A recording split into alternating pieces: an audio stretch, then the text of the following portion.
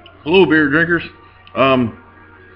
Today on Homebrew Wednesday, we're going to talk a little bit about homemade beer and something I tried, which turned out pretty good. I've already tried it, but homemade wine. This is homemade Hobo wine. Really easy to make, and I have to say I'm really impressed. Next time I'm going to make this, and I'm going to carbonate a couple bottles and have like sparkling wine or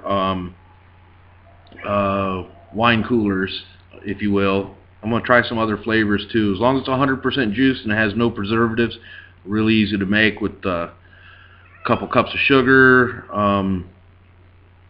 You can take some raisins and boil them, and or grapes, whatever you want to use, and get the juice out of those. It just boost the alcohol in a little bit. But the wine turned out pretty good.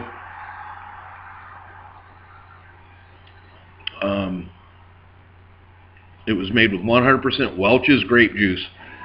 3/4 of a gallon. Cost me about $9 to make. Now look, it's not something you're going to want to have a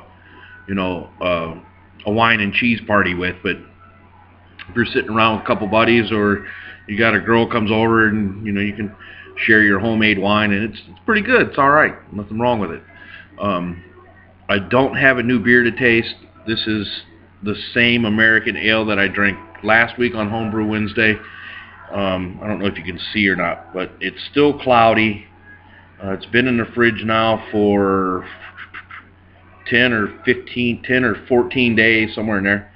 And I don't know why it turned out cloudy this time, but it tastes fine. So that's all I'm worried about. Is how it tastes, and gives you a nice little buzz.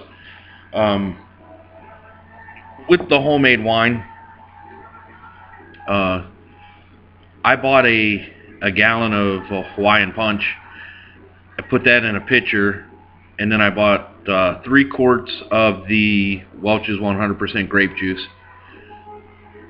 I sanitized the 1 gallon bottle.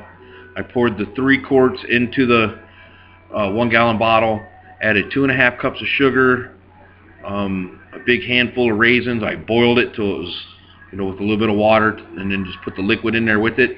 And then all I used was bread yeast, Fleischmann's, however you say it, bread yeast. Turned out good.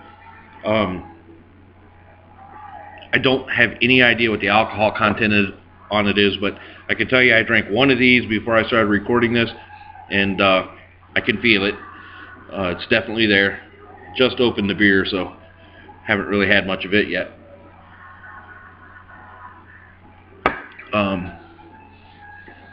It's been a weird week. I got sick and missed a day of work, which I never do. Never, ever. But that's about it. Sitting here, just got off work, and having a little homemade wine, a little bit of homemade beer. I do have a dark beer going up there now that should be about 8% alcohol. I'll probably bottle that on Friday. I'm going to do another reading, the hydrometer, on Thursday, so tomorrow, for all you people that will be watching this.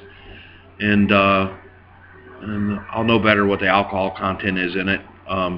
It looks good. It did. I had it downstairs. We went through a cold snap, and it got a little cold while I was at work one night.